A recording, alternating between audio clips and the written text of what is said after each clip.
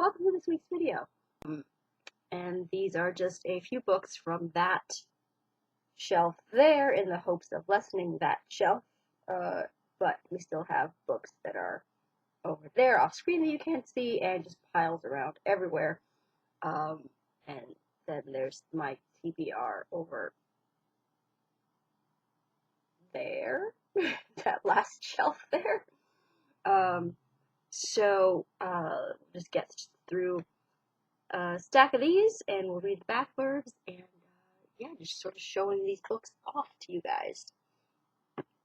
The first book is Laverell Spencer's The Hellion. Now, I love Laverell Spencer's books so very, very much. My favorite of hers is The Fulfillment, followed by Twice Loved. Those are my two favorite books of hers of all time. There's only one, I think, that wasn't my favorite, and I think it was called The Gambler or The Gamble. I'm not sure if it's here or if it was that one had been written, or maybe it was Bygones. The Gamble, yeah, that one did not work for me. Yeah, let's read the back blurb for this one here. Rachel, the image of elegance, social standing, and beauty. Rachel had barely recovered from her husband's death when the wildest, most passionate flame of her youth stepped into her life once again. Tommy Lee Jones? Instantly where my brain went to. The all-time hellraiser of Russellville, Alabama. He had 3 marriages behind him and a string of fast cars and women. The townsfolk said he'd never change, but Rachel knew differently. I don't know, after 3 marriages? Ross, is that you? I don't know. Once they were high school sweethearts, too young and reckless to handle the consequences of their love. Now, 24 years later, Tommy Lee could still excite Rachel like no other man. Maybe this time they could make it work, in spite of his wild reputation, the local gossip, or Rachel's questioning heart. I don't know, it's a romance, so I assume it to have a happy ending, but right off the bat, Tommy Lee doesn't sound like that much of a prize. We shall see. Next we have the classic Pamela by Samuel Richardson, and I believe this is counted as like the first romance? It was written in 1740.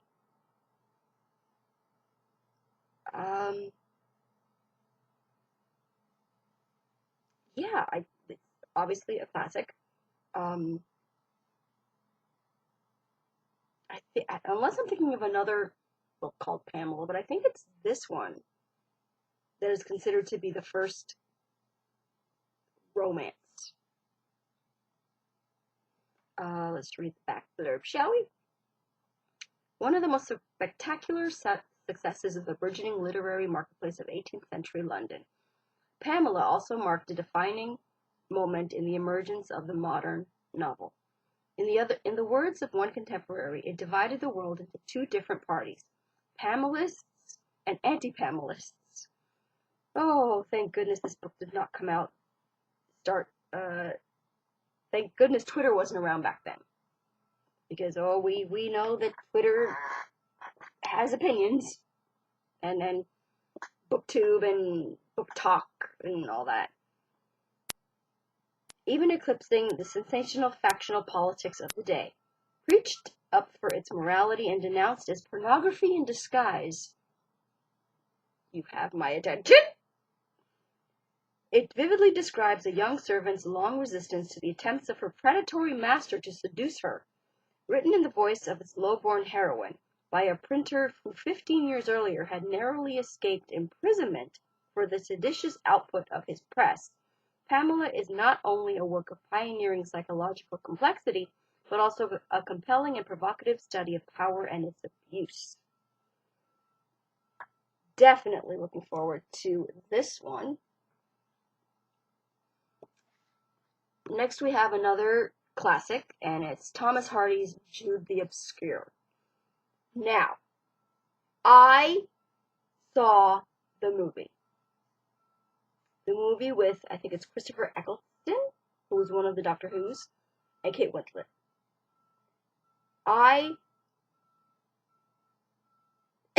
Is enjoy the right word, considering the subject matter, and oh, that ending. Oh, that ending. Oh, I never read the book. So, you know, the hill that I die on. If there's a book to movie adaptation, always watch the movie first. Because if you love the movie, chances are you will love the book. Because the book has more of what you love. As opposed to if you read the book first, you are more likely to nitpick and bitch about the changes made in the book, in the movie. Case in point, the casting for the Black Dagger Brotherhood TV series just came out. And all the bitching that has already started, y'all. Because how dare Passionflix not match the image in every single individual writer's brain to the cast? How dare they? How dare they not match every single individual writer's imagination of what the cast should look like? And guess what? Yes, there are descriptions of the characters in the book. However, you can describe something to someone, and I can guarantee you the description that I have in my head with the exact same details will not match the description that you get in your head. I guarantee you. It is impossible. So, Passionflix has released the cast, and I predict another whole Outlander hullabaloo. I might do a video on this. I just might, because I have a lot of ranting to do about this, and this is not the place for it, this book haul. But, Jude the Obscure. Looking forward to, reading this book, because the movie was definitely made an impression on me. I watched it years ago, like easily 20 some odd years ago, maybe earlier. And yeah, whoa-ha. So let's read the back. Jude Foley, the stonemason whose academic ambitions are thwarted by poverty and the indifference of the authorities at Christminster, appears to find fulfillment in his relationship with Sue Bridehead. Both of them have fled from previous marriages, and together they share a two-in-oneness rarely matched. Ironically, when tragedy strikes, it is Sue, the modern emancipated thinker, the last and greatest of Hardy's heroines, ranking with Emma Bovary and Anna Karenine, who is unequal to the challenge. Its literary qualities apart, Jude the Obscure is also a rich source of social history, accurately reflecting within its pages the encroachment of the modern developing world on the rural traditions of England. Yeah, this book is pretty powerful. Or, movie was pretty powerful. I expect the book will probably be the same. So, looking forward to ? Next we have, and I got the freaking price sticker on that, which always, oh, nope, if I do that, it's going to ruin it. It doesn't come off easy. The next book is Katarina's Ring by Lisa McGinnis. And let's read the back here. Determined and strong, Katarina Pensibene, which in Portuguese kind of means like think well, like think well on it, like think about it seriously, like before you make a decision, think on it, like really seriously. becomes a mail-order bride and leaves Italy in 1916 in order to escape an untenable situation.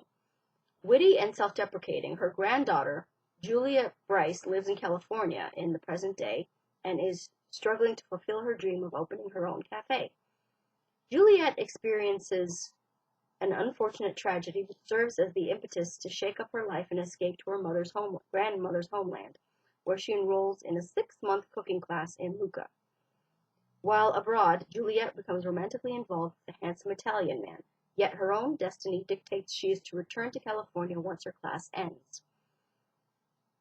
Through her attention to detail employing both historically accurate and thoroughly modern storytelling, the New York Times bestselling author Lisa McGinnis interweaves the lives of strong, vibrant women and has created characters both idiosyncratic and adventuresome. Caterina's Ring serves up Italian delicacies, luminous characters, and a delicious escape. So I'm expecting food porn. I'm expecting food porn and angst and family secrets. So, you know how much I love my family secrets and in the food porn, and I'm a happy girl. So, that. Next we have The World Before Us by Aislinn Hunter.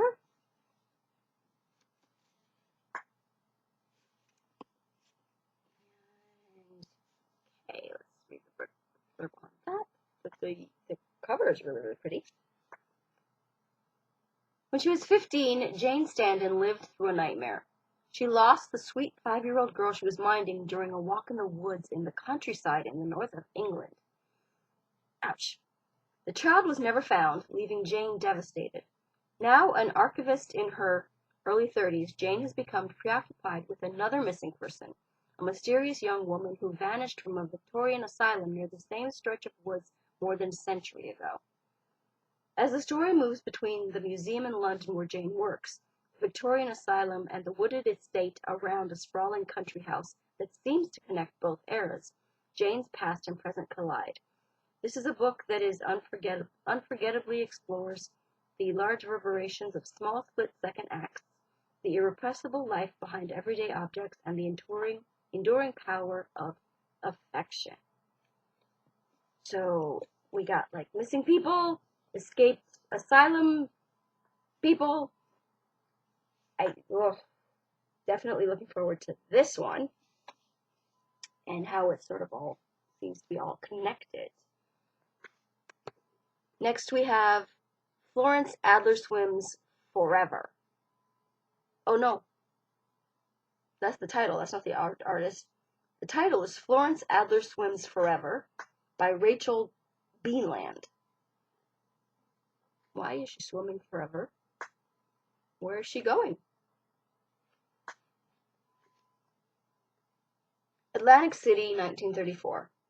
Every summer, Esther and Joseph Adler rent their house out to vacationers escaping to America's playground and move into the apartment where they raised their 2 daughters, Fanny and Florence. Excuse me. I'm getting over a cold, and, you know, the cough is always the last to go.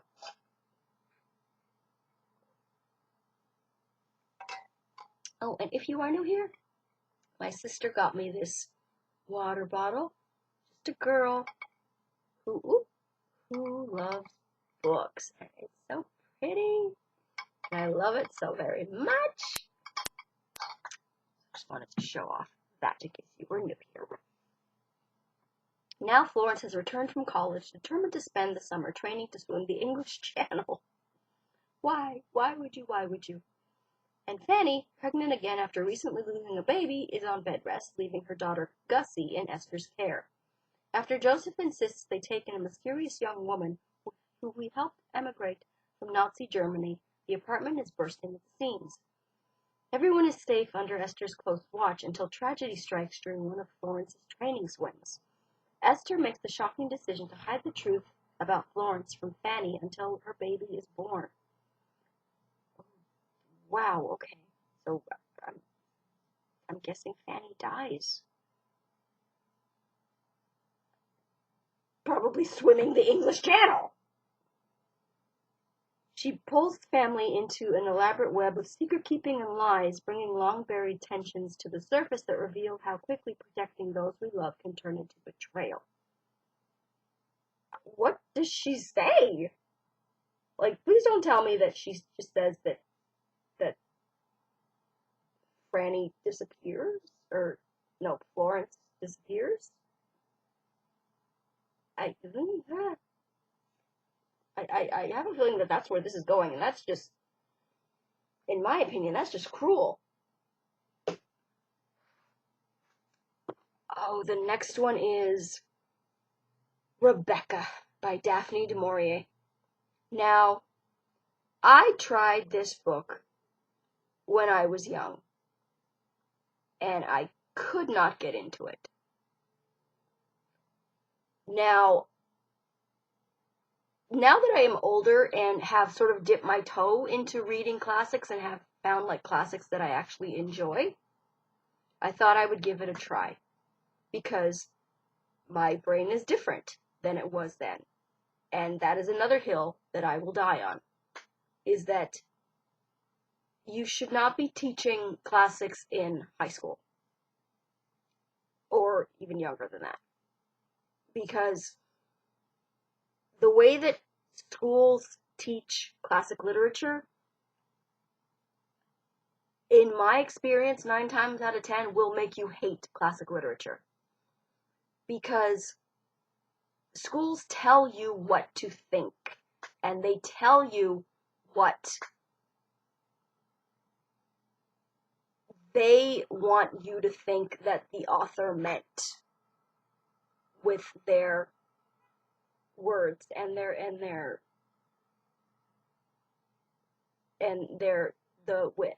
with their books,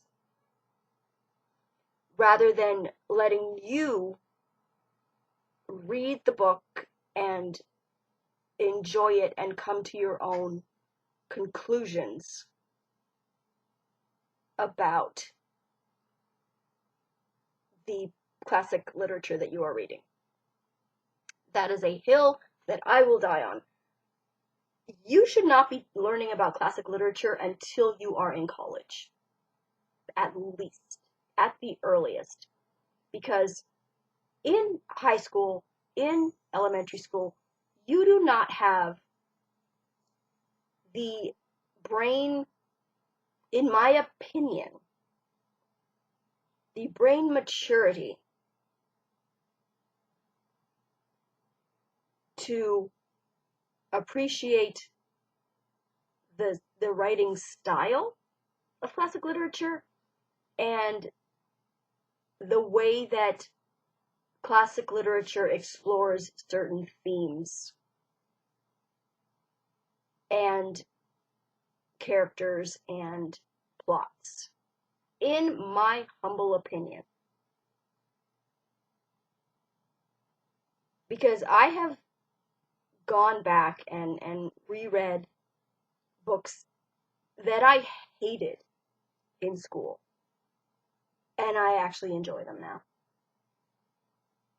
because I am left to read them sort of on my own, and I have like more like reading sort of under my belt. Just my opinion. So I am looking forward to getting back into this one and seeing what I think of it now. And I also have Rebecca, the movie, with Laurence Olivier, and I'm not sure if it's Joan Fontaine or Olivia de Havilland. One of the two sisters. And I know the whole like classic studio feud where like they hated each other. And I know it's one of them that plays the main character. Not Rebecca, because I remember that Rebecca is not the main character of this book. Or not the narrator of this book, should I say. But I think it's Laurence Olivier who plays the husband. Winter, Maxim de Winter, and I think it's Joan Fontaine who plays the narrator. But what is Rebecca about? Let me tell you, in case you don't know. Ooh, so that's why the Netflix sticker is on there. Starring the now Netflix film starring Lily James, Armie Hammer, which I know that everybody sort of canceled him and is mad at him. I don't know why. I genuinely don't know why. But a lot of people have sort of claimed that he's not a good guy. And Kristen Scott Thomas. But let's read the back blurb. Last night I dreamt I went to Manderley again. With these words, the reader is ushered into an isolated grey-stone mansion on the wind-swept Cornish coast as the second Mrs. Maxim de Winter recalls the chilling events that transpired as she began her new life as the young bride of a husband she barely knew. For in every corner of every room were phantoms of a time dead but not forgotten, a past devotedly preserved by the sinister housekeeper, Mrs. Danvers, a suite immaculate and untouched, clothing laid out and ready to be worn, but not by any of the great house's current occupants. With an eerie presentiment of evil tightening her heart, the second Mrs. De Winter walked in the shadow of her mysterious predecessor, determined to uncover the darkest secrets and shattering truths about Maxim's first wife, the late and haunting Rebecca. So, we shall see how I feel about this book now that I am an adult and can appreciate classic literature on a level that I could not as a young high school student. So, looking forward to my thoughts on that. This one's another classic novel, and it's Anne Radcliffe's The Italian. I just thought that cover was like really kind of creepy. And it's a Penguin classic, which they're my favorite. And let's see what this one is about. From the first moment Vincentio di Vivaldi, a young Neapolitan nobleman, sets eyes on the veiled figure of Elena, he is captivated by her enigmatic beauty and grace. But his haughty and manipulative mother is against the match and enlists the help of her confessor to come between them. Schedoni, formerly a leading figure of the Inquisition, oh dear, is a demonic, scheming monk with no qualms about the task, whether it entails abduction, torture, or even murder. Oh dear. The Italian secured Anne Radcliffe's position as the leading writer of Gothic romance of the late 18th century for its atmosphere of supernatural and nightmarish horrors, combined with her evocation of her sublime landscapes and chilling narrative. This one seems like it's going to be scary. I feel very bad for Elena. I'm scared for her. Hopefully they end up together and it's happy, but I know classic literature is not necessarily known for its happy endings. Next we have Edward Rutherford's The Princes of Ireland. I believe I have The Revels of Ireland somewhere there on my TBR. In case you were new here, I love Edward Rutherford's books. The only one, because he weaves together sort of generations of family with historical events. But he does it in a way where it's about the characters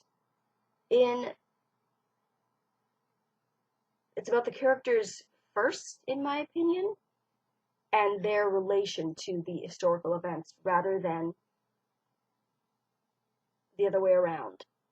The only book that I've read thus far that sort of felt the other way around, in my opinion, was Paris. I felt that it was a lot more info dumpy than his other books that I had read. Hopefully, this one will fall in with the kinds of Edward Rutherford books that I enjoy. This one was published in, yeah, this one came out before Paris, because Paris is not listed in his books, in the also by lists that they do at the beginning. My favorite was still his first one, Sarum, or Sarum, however you pronounce it. Still my absolute favorite of his books. But yes, let's see what this one is about. I'm guessing it's about Ireland. Brilliantly weaving impeccable historical research with stirring storytelling, Edward Rutherford explores our shared Celtic roots in a magnificent epic of Ireland, spanning 11 centuries, while vividly conveying the passions and struggles that shaped particularly the character of Dublin. Rutherford portrays the major events in Irish history, the tribal cultures of pagan Ireland, the mission of St. Patrick, the coming of the Vikings, the making of treasures like the Book of Kells, and the trickery of Henry II, which gave England its first foothold in medieval Ireland. Through the interlocking stories of a memorable cast of characters, druids and chieftains, monks and smugglers, noblewomen and farm wives, laborers and orphans, rebels and cowards, Rutherford captures the essence of a place and its people in a thrilling story steeped in the tragedy and glory that are Ireland. Really looking forward to this, just by like that description of the different cast of characters. Oh yes, I'm so looking forward to this. Next we have another favorite, Dean Koontz and Coldfire. I love Dean Koontz books. My sister is a huge fan of his. I enjoy his books very much. She's read more of them than I have, but yeah, I thoroughly enjoy his books. Oh, and here he is with his little dog, and that's adorable. In Portland, oh, it's called Coldfire. I'm not sure if I said that. In Portland, he saved a young boy from a drunk driver. In Boston, he rescued a child from an underground explosion. In Houston, he disarmed a man who was trying to shoot his own wife. Reporter Holly Thorne was intrigued by this strange, quiet savior named Jim Ironheart. She was even falling in love with him. But what power compelled an ordinary man to save 12 lives in 3 months? What visions haunted his dreams? And why did he whisper in his sleep, "There is an enemy, it is coming, it'll kill us all"? Holy shish kebab! That is terrifying. I am quite looking forward to this book. So, yeah. Next we have Before I Met You by Lisa Jewell. And let's get into the back blurb. After her grandmother Arlette's death, Betty is finally ready to begin her life. She had forfeited university parties, boyfriends, summer jobs, all the usual preoccupations of a woman her age, in order to care for Arlette in their dilapidated, albeit charming, home on the English island of, oh, this word. I've seen this word many a time and I can never pronounce it. Guernsey? Guernsey? Guerncey. The English island of that. Her will included a beneficiary unknown to Betty and her family, a woman named Clara Pickle, presumably could be found at a London address. Now having landed on a rather shabby street corner in 90s Soho, Betty is determined to find the mysterious Clara. In 1920s Bohemian London, Arlette de la Mare is starting her new life in a time of post-war change. Beautiful and charismatic, she is soon drawn into the hedonistic world of bright young people. But 2 years after her arrival in London, a tragedy strikes and she flees to her childhood home and remains there for the rest of her life. As Betty navigates the ups and downs of city life and begins working as a nanny for a rock star tabloid magnate, her search for Clara leads her to a man, a stranger to Betty, but someone who meant the world to her grandmother. Will the secrets of Arlette's past help Betty find her own way to happiness in the present? You know how much I love the family secrets!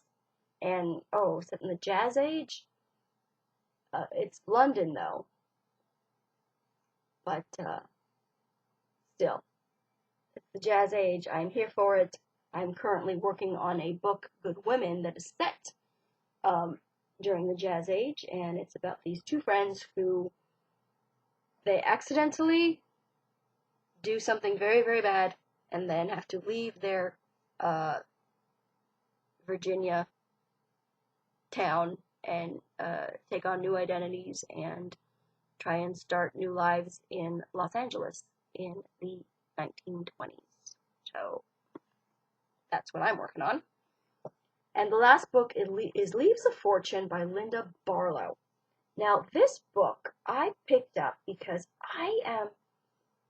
it sounds so familiar to me, and it sounds like one of those glitzy kind of glamour books that I devoured when I was a young lass, in my early teens, preteens.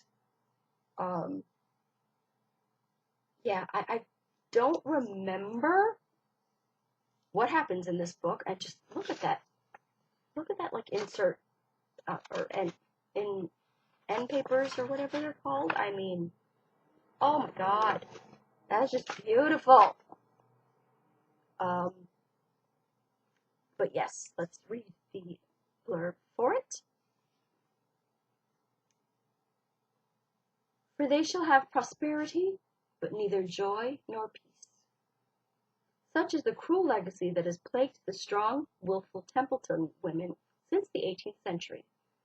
Helen Templeton, visionary founder of the Templeton Tea Company, Minerva Templeton, protector of Helen's dream, and Delilah Templeton Schofield, smart, sexy, and driven.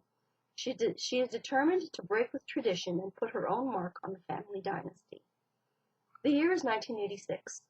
Minerva Templeton, domineering matriarch of Templeton Tea, must surrender the reins of the empire to one of her heirs. Most beloved of these is her headstrong granddaughter Delilah. Having fled Boston years earlier because of a doomed love affair with her cousin Travis, I'm totally okay with fictional incest. That doesn't bother me. This is a girl who was raised on flowers in the attic, y'all. I am totally fine with fictional incest. Delilah moved to California, married and founded her own successful herbal tea company. But her husband's untimely death and her grandmother's decision to retire call her home again to make peace with the family and claim her place at the helm of Templeton Tea. Struggling with the forces that drove her away in the first place, the jealousies, rivalries, and demands of this powerful clan, Delilah finds herself pitted against her old lover Travis as each tries to win Minerva's approval. If she surrenders her share of the business to him, must she also surrender herself? Wanting her, is silent and steadfast Knick, Travis's younger brother.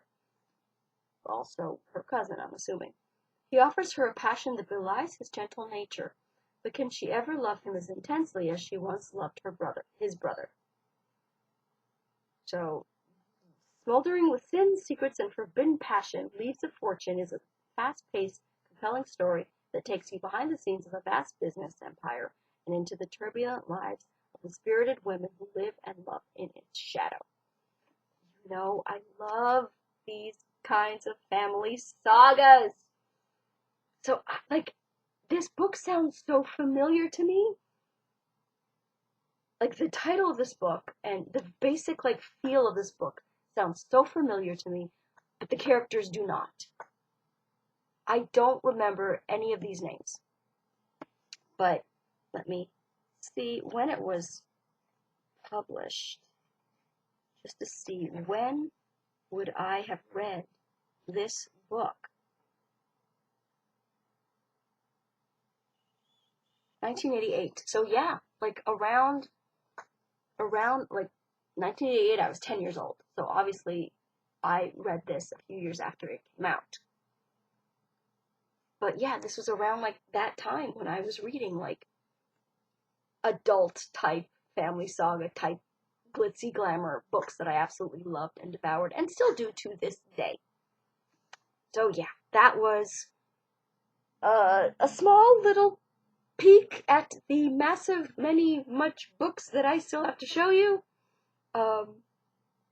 Yeah, looking forward to checking those out probably during a speed dating my TBR video where I go through the books on that massive TBR shelf and see if they're going to stay on my TBR shelf. So check out those videos on this channel.